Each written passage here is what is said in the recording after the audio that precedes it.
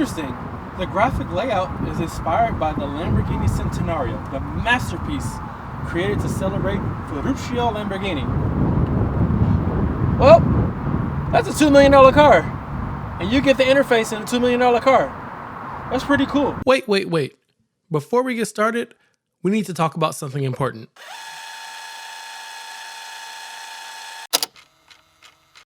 Who out there loved cars at a young age? I know that I did. The way I got my fix was my grandmother would take me to the toy store and I would buy the little Hot Wheels. The little ones where the loop, the little ramp. But as I started to get a little bit older, the Hot Wheels weren't sufficient. So I started to get the little model cars. The ones with the little toy wrenches and like the little screwdrivers. The ones that you build from scratch.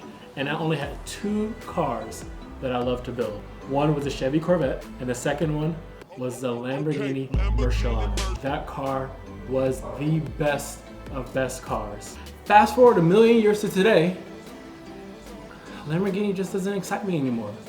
Like when I was a kid, I would hear a Lamborghini coming from a mile away. And I would grab my brothers and my cousins and I would go outside just so I could hear the thing downshift and the exhaust go super loud and like, whoa, so crazy, so fun. Today I saw a Q8 on the road. I couldn't tell if it was a Lamborghini Urus or Audi Q8. It shouldn't be that way. They're literally $100,000 difference in price, maybe more. Where is the Lamborghini that we once had? But I think there's hope. Lamborghini has finally released a car, at least on paper, that checks all the boxes of what we've been looking for. Something that's fast, raw, fun to drive, unadulterated, passionate, something that evokes excitement. I'm so excited that I get to share with you today what it feels like to drive this car. The only way we can do that is by grabbing the keys. Let's take a look.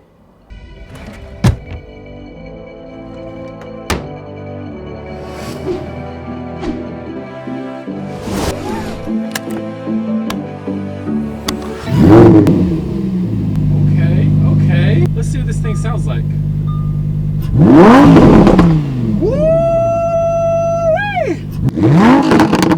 All right, that's what I'm talking about.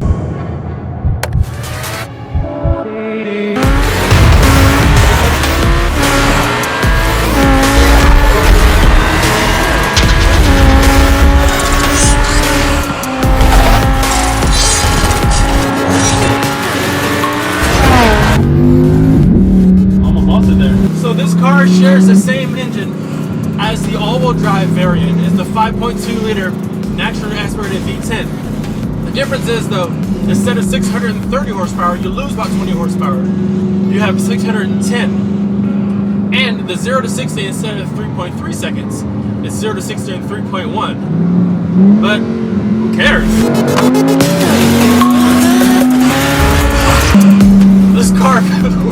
This car feels fast. It looks fast, and unless you're out here for competitive sport, what else do you want? You know, I drove the first generation Huracan, and I have to say, it didn't really feel like a Lamborghini. I mean, it's a Lambo, but is it really a Lamborghini?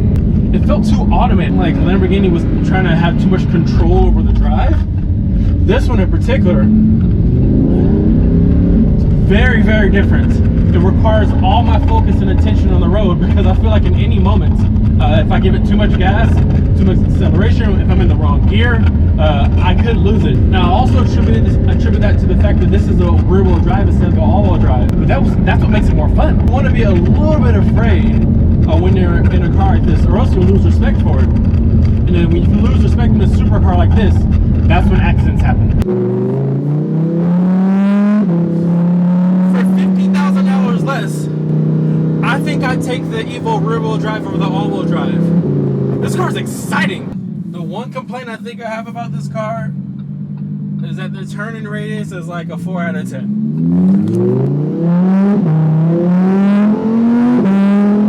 But the acceleration, the sound, that engine, listen to this engine. That's a 10 out of 10.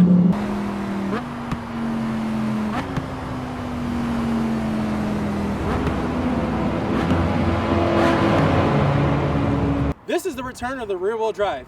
Its focus is on driving skills and mechanics. So if you're used to just sitting back, putting your foot down, and going straight, you're gonna take a fat L on this one. Lamborghini knows there's a lot of bad drivers out there. You know who you are. So to protect that client base, Lamborghini redesigned the rear diffuser on this car in comparison to the all-wheel drive. This rear diffuser increases the vertical downforce to the tail, and that's important because the power isn't going to all four wheels anymore. It's just going to the two rear wheels. That means if you don't know what you're doing, you're gonna be in for a treat. Maybe this isn't the legendary Countach or the Murcielago, but this is a true Lamborghini.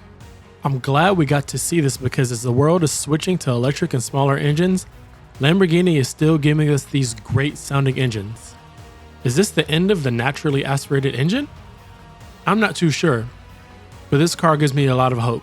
But with the way the world and Lamborghini is going, I'm not sure if they will last much longer. What do you guys think? Is this the end of an era? Let me know in the comments below.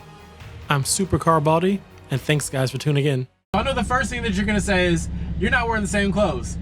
I know. Yesterday was like 1,000 degrees. Like we could not run this car without AC and put a good video on for you. So we're here today, have a change of clothes, shave my face a little bit, wearing shorts, feeling good. So we're gonna take this Huracan rear wheel drive for a drive.